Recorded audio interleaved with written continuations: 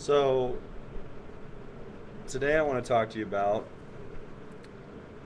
get a real job and why getting a real job could actually lead to poverty. So many people out there right now are crying out. They're hurting. They're unemployed. They're standing in the unemployment lines in freezing cold weather.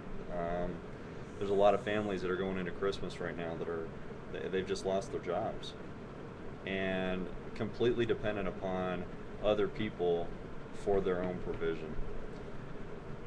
I'm a little bit concerned. I was at a seminar on Tuesday, just the other day, and I was standing in line for the restroom. And while I was standing there, the gentleman in front of me was a young man. He was one of the staff people there, and we got into a conversation. I asked him how he came about staffing this particular event, and he said his mother actually helped him get this part-time job, but his girlfriend was pregnant, and he figured, well, he better go get a real job because I guess this wasn't a real job. He wasn't earning a real paycheck. I don't know. But he had something in his thinking that he needed to get a real job.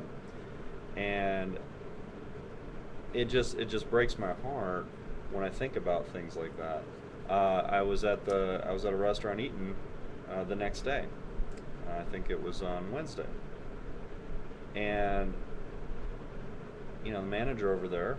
I frequent this restaurant, so the manager and we get into conversations from time to time. And this particular day, he didn't seem like he was doing so well.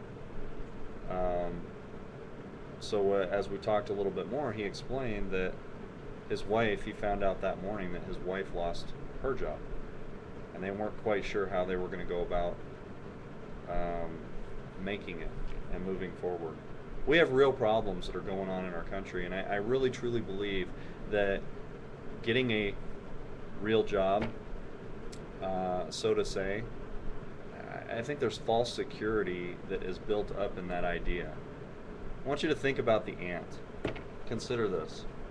In Proverbs chapter 6, starting in verse 6, it says, "Go to the ant, you sluggard.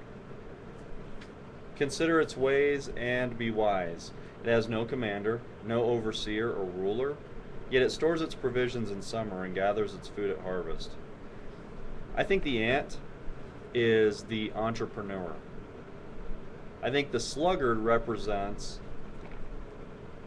the person who wants things handed to them, who wants other people to pay them.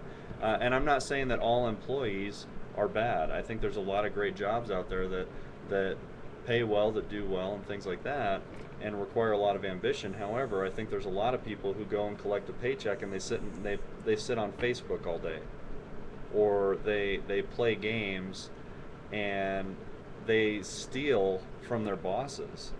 That's the sluggard. Or they look to the government to extend unemployment benefits, or and they take advantage of a system of welfare, and they're waiting for entitlement programs. There's people out there who don't save their money. They don't store up provisions as the ant does for retirement. So when retirement days come along, they can't retire because Social Security just isn't enough to support them, and they complain about it. The ant didn't have a boss. He didn't have an overseer. He didn't have a ruler that he answered to. He was his own boss. He had his own entrepreneurial spirit. If he saw a need in the community, he filled it. And when the profits didn't come, guess what?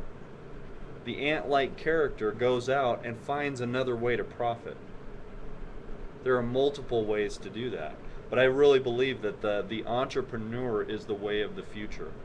And with technology and with the way things are happening on the web, there's so many ways to make money these days that we don't have to sit around. We don't have to wait for employment opportunities anymore. We don't have to wait in the unemployment lines when we can create our own way.